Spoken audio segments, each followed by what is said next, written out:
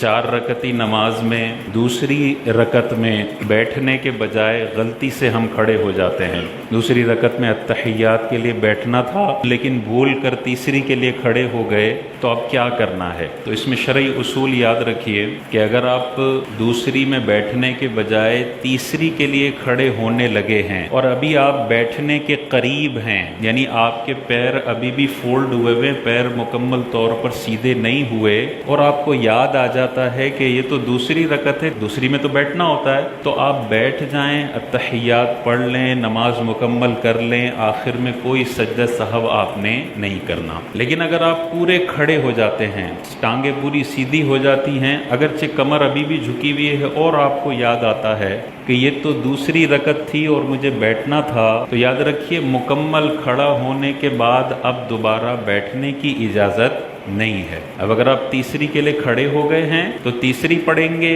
चौथी पढ़ेंगे और सजदा सहव करेंगे और नमाज मुकम्मल कर लेंगे, ये आपकी नमाज दुरुस्त हो गई। लेकिन अक्सर लोग क्या गलती करते हैं, दूसरी में बैठना भूल गए, तीसरी के लिए खड़े हो गए, फिर याद आया तो तीसरी से वापस पलट आते हैं और बैठ जाते हैं। ये वापस पलटना याद रखिए गुनाह है। जब आप फ़र्ज़ की तरफ चले गए तो फ़र्ज़ से वापस वाजिब की तरफ जाना गुनाह होता है। तो अगर आप सीधे खड़े हो गए और फिर आप बैठ गए तो ये वाजिब का तर्क हुआ, और अब सजदा सहव नहीं करना, इस नमाज को ज़िंदगी में दोबारा पढ़ना वाजिब होगा। ये नमाज वाजिबुल इआदा हो जाएगी। तो कभी भी सीधे खड़े हो जाएं, कभी भी वापस आने की गलती ना करें, नमाज इसी तरह मुकम्मल कर लें, सजदा सहव कर लें, आपकी नमाज दुरुस्त हो जाएगी।